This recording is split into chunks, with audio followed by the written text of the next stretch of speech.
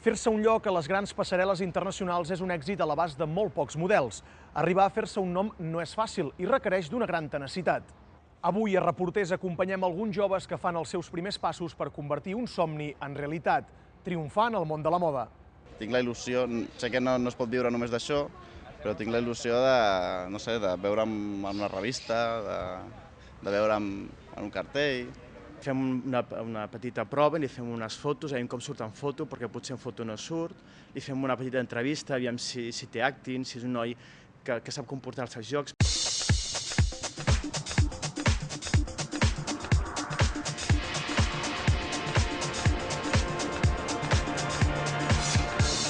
Ell és l'Alexander Ardit, té 23 anys i fa un mes i mig que va decidir apuntar-se a una agència de models per provar sort en el món de la moda.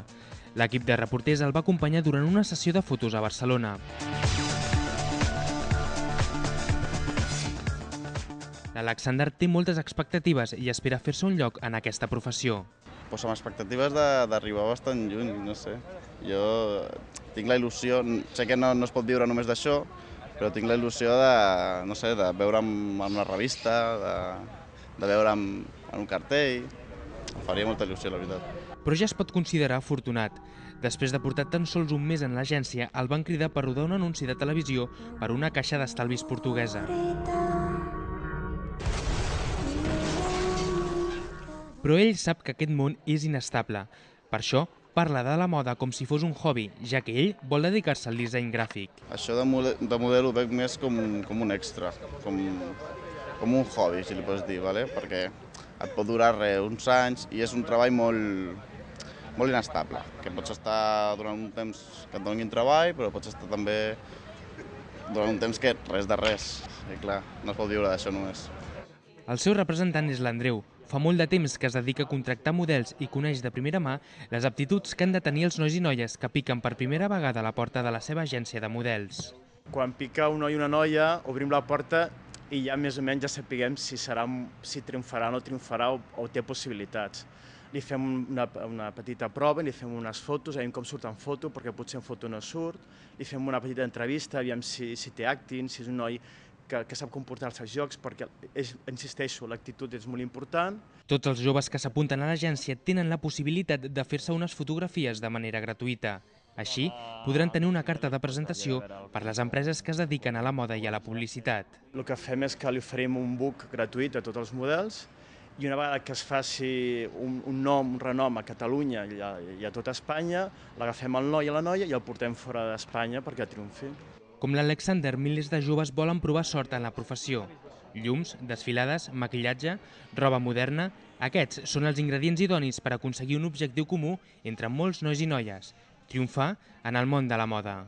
Per aquesta passarel·la desfilaran diferents nois i noies. Gràcies a la iniciativa BCN Moda al carrer, molts joves podran fer realitat el seu somni, ser model per un dia. La Fundació Barcelona Comerç organitza algunes desfilades en diversos eixos comercials de la ciutat, per tal d'apropar aquesta professió als joves. Home, jo crec que una de les gràcies és que les passarel·les es fan al carrer, amb la qual cosa, i que l'accés és totalment lliure, amb el que hi ha la gent que pot venir és la gent que està allunyada de les grans cites. I després crec que una altra gràcia és que la moda que es mostra és la moda que es ven a les botigues. Per tant, qualsevol model que avui veurem aquí, demà el pots comprar 10 minuts caminant d'aquí. I crec que això és una cosa molt propera, molt real. No cal ser un top model per desfilar aquí, però cal passar uns càstings previs. Els nois mínim d'alçada 1,85, les noies 1,73. Ja es van triar gent que tingués ja els requisits mínims. L'alçada mínima, excepte una noia que no donava l'1,70 però se l'ha agafat, feia 1,68 però al costat de les altres no es notava gaire i la vam agafar. Jo dono molta importància a l'alçada i en tenir un cos equilibrat. Els joves que s'apunten saben molt bé que seran tractats com uns autèntics models professionals. Se'ls nota il·lusió, però tenen més por.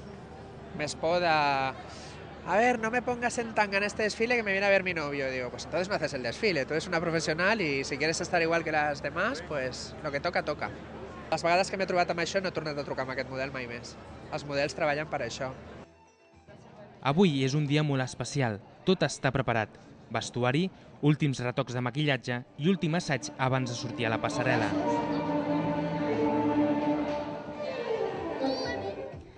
La Mireia és una de les noies que van decidir apuntar-se per desfilar en una de les passarel·les que es munten en diferents barris de la ciutat de Barcelona.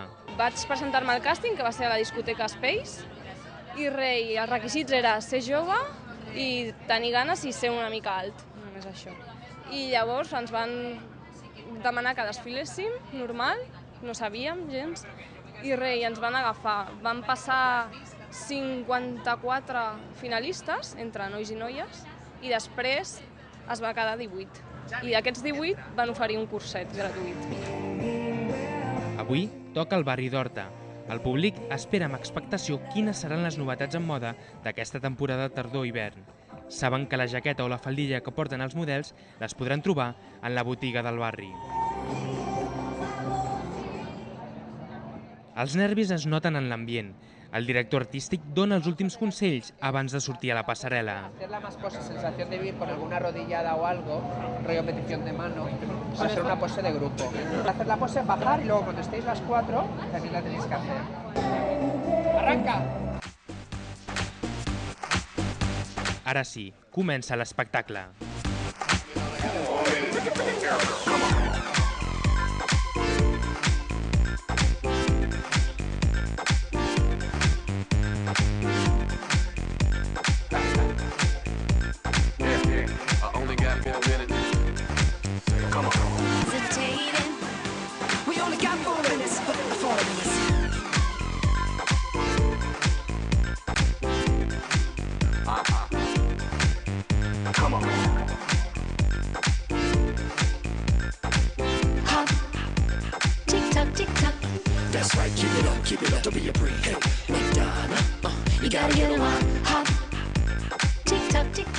Gràcies al projecte BCN Moda al carrer, molts joves veuen com els seus somnis s'arriben a complir.